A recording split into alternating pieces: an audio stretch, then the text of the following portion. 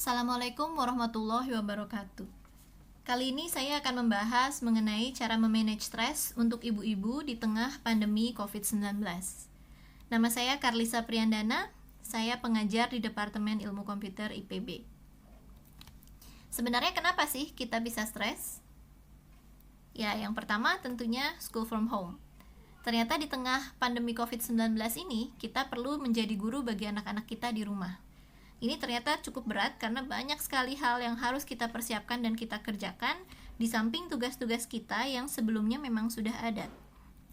Selain itu, kita juga mungkin khawatir kehilangan pekerjaan atau khawatir tertular penyakit. Terus kita dihadapi dengan berbagai berita tentang kematian-kematian dan economic recession. Selain itu, kita juga sedang terisolasi dari teman-teman dan keluarga, sehingga mungkin menambah beban pikiran. Inti yang ingin saya sampaikan adalah bahwa it is natural to feel stressed. Banyak sekali ibu-ibu yang stres dan itu normal. Anda tidak sendirian di sini. Nah, sebelum kita lanjut, ada baiknya kita sama-sama mengenali lebih dulu gejala-gejala stres. Bagaimana sih tanda-tanda orang stres? Gejala yang pertama dari sisi psikologis, biasanya orang stres akan cenderung merasa cemas dan khawatir terhadap segala sesuatu. Selain itu, orang stres juga biasanya mengalami insomnia atau sulit tidur, atau dalam beberapa kasus cukup tidur namun tetap merasa lelah. Berikutnya dari sisi emosional, orang yang stres akan mudah marah, sangat sensitif dan baper. Kemudian dari segi fisik, orang yang stres akan mudah sakit. Selain itu, terjadi peningkatan atau penurunan berat badan secara signifikan. Dari sisi perilaku, orang yang stres cenderung sembrono dan manajemen waktunya buruk. Nah, kalau kita merasa stres, kira-kira bagaimana ya cara mengatasinya? WHO telah mempublikasikan artikel mengenai cara mengatasi stres di masa ini. Yang pertama adalah dengan mengontak teman atau keluarga dekat. Physical distancing bukan berarti social distancing. Kita tetap punya akses ke teknologi sehingga kita masih bisa ngobrol dengan keluarga dan teman dekat. Yang kedua, jika kita termasuk orang yang beruntung yang bisa tinggal di rumah saja, maka kita perlu mempertahankan hidup sehat. Lakukan olahraga rutin, usahakan memiliki waktu tidur yang cukup dan konsumsi makanan yang sehat. Ketiga, jangan mengatasi stres dengan hal-hal yang tidak baik. Hubungi dokter, psikiater, atau psikolog apabila diperlukan. Keempat, kita perlu lebih teliti menyaring informasi karena belum tentu semua informasi itu benar. Jangan terlalu panik. Kemudian yang kelima, batasi akses ke media-media yang kurang menyenangkan atau malah tambah membuat stres. Yang keenam, lakukan hal-hal yang membuat rileks, misalkan yoga, mengaji, dan lain sebagainya. Kemudian pada kesempatan ini, saya juga ingin berbagi mengenai cara saya mengatasi stres saya. Jadi kalau saya sudah mulai marah-marah dan sensitif, maka biasanya saya melakukan mind map. Pertama saya list dulu hal-hal yang mengganggu pikiran saya. Tentunya hal-hal ini akan berbeda dari satu orang ke orang yang lain. Lalu setelah saya list hal-hal tersebut, saya tentukan mana yang kecemasan, mana yang prioritas. Kecemasan menurut saya adalah kekhawatiran yang tidak perlu, yang kalaupun kita khawatir berlebihan, tidak ada yang bisa mengubahnya kecuali kalau kita melakukan sesuatu. Dari list ini, saya anggap bahwa terlalu banyak pekerjaan ini adalah kecemasan. Karena pekerjaan tidak akan menjadi sedikit kalau tidak mulai dikerjakan. Jadi yang penting bukan terlalu banyak pekerjaan, tapi mulai melakukan pekerjaan. Fokus pada penyelesaian. Berikutnya, orang terdekat sedang sakit. Ini juga kecemasan, karena tidak ada yang bisa mengubah keadaan ini. Yang bisa kita lakukan adalah menjaga orang yang sakit tersebut agar dia lebih cepat sembuh. Ini menjadi tugas tambahan, bukan kekhawatiran. Berikutnya, khawatir terserang penyakit. Ini juga kecemasan. Waspada memang perlu, namun diimplementasikan dengan gaya hidup yang lebih sehat, bukan dengan kekhawatiran yang terlalu berlebihan. Kemudian masalah finansial, menurut saya ini juga bentuk kecemasan. Sekali lagi kita perlu fokus pada penyelesaian masalah, bukan ke masalahnya. Artinya di sini gaya hidup kita yang perlu diubah. Jika kita tidak punya cukup uang, maka konsumsi barang-barang yang terjangkau saja, sesuai saja dengan kemampuan. Jika masih merasa kurang juga, lakukan tugas tambahan yang dapat menambah penghasilan. Kemudian suami, keluarga jauh, tidak ada yang membantu urus rumah dan anak. Ini juga dua-duanya kecemasan. Sekali lagi fokus pada pekerjaan, bukan pada keterbatasan karena keadaan. Nah, di slide ini memang terlihat mudah untuk menghilangkan kecemasan ya, hanya tinggal coret-coret-coret selesai, hilang. Namun pada prakteknya ini sulit sekali. Beberapa orang sampai harus mengkonsumsi obat-obatan antidepresan dari psikiater untuk bisa mengurangi kecemasan. Namun ini tidak masalah, asalkan kita mengenali diri kita sendiri. Kita tahu kapan kita bisa mengatasi kecemasan kita sendiri dan kapan kita perlu bantuan medis.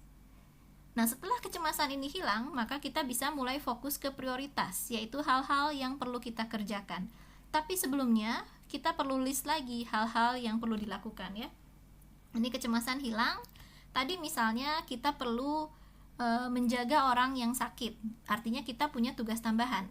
Kemudian kita punya tugas tambahan untuk mendapatkan honor tambahan, misalkan kalau ada masalah finansial. Dan jangan lupa, hal-hal yang menyenangkan juga perlu kita masukkan demi kesehatan mental kita. Jadi kita masukkan nonton drama Korea, masak makanan kesukaan, melukis, olahraga, tidur misalnya. Ini orang-orang bisa beda ya satu sama lain. Nah, kemudian baru kita tentukan prioritas. Untuk saya misalnya, prioritas 1 adalah mengajari anak dulu. Setelah itu, tugas kantor A, tugas proyek A, tugas rumah A. Tugas rumah B di sini saya delegasikan ke anak sambil sekalian mengajari anak. Jadi kan hilang tugas rumah B-nya. Kemudian tugas tambahan A menjadi prioritas saya berikutnya. Nah, setelah saya lihat kok sudah ada 5 ini prioritasnya, saya tidak mampu mengerjakan semua ini. Kalau hal ini yang terjadi, maka belajar untuk mendelegasikan tugas ke orang lain. Atau kalau ada kesempatan menolak, ya kita tolak saja tugasnya dengan cara yang baik. Artinya kita kerjakan sesuatu sesuai kemampuan kita. Nah, bagaimana dengan hal-hal yang menyenangkan di sini? Hal-hal yang menyenangkan ini perlu mendapat prioritas tinggi menurut saya. Nah, melukis dan olahraga di sini saya lakukan sekalian mengajari anak. Jadi dia jadi prioritas 1 juga. Kemudian memasak makanan favorit ini saya jadikan sama dengan tugas rumah A. Ini inline dengan tugas rumah. Jadi tidak terlalu merasa bersalah ya kan. Kemudian nonton drama Korea, oke lah. Ini saya lakukan setelah semua tugas selesai. Bagaimana dengan tidur? Nah, tidur di sini menjadi prioritas yang paling utama. Artinya, walaupun semua pekerjaan belum selesai, kalau sudah waktunya tidur, ya tidur saja. Kenapa? Karena kalau tidak tidur, pikiran akan semakin ruwet. Besok-besoknya akan menjadi susah juga melakukan tugas-tugas. Akhirnya masalah tidak pernah selesai. Jadi tidur itu paling utama. Kalau misalkan nanti ada orang yang bilang, ini tidak bertanggung jawab, tugasnya tidak selesai, rumahnya nggak bersih segala macam. Apa yang harus kita lakukan? Ya biarkan saja, toh orang lain tidak tahu bagaimana kondisi kita, bagaimana kemampuan kita. Yang tahu adalah kita sendiri. Ada satu video yang bagus yang bisa menggambarkan hal tersebut. Mari kita lihat bersama-sama.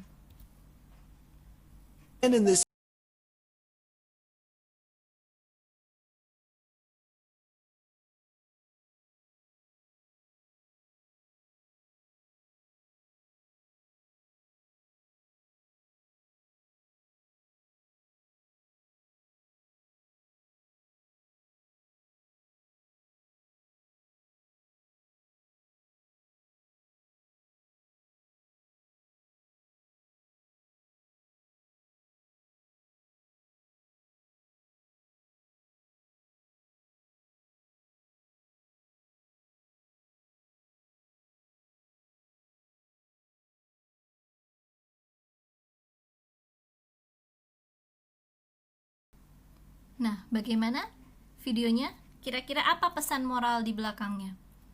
Yang pertama tentunya selalu berusaha menjadi orang yang baik.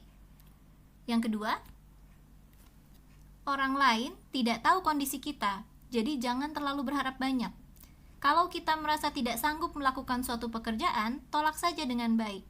Kalau kita merasa tidak senang dengan suatu hal, utarakan saja dengan baik. Tidak perlu terlalu merasa tidak enak ini itu, karena yang tahu kondisi dan kemampuan kita hanya kita sendiri. Dan yang terakhir yang menurut saya paling penting adalah berdamailah dengan diri sendiri dan keadaan.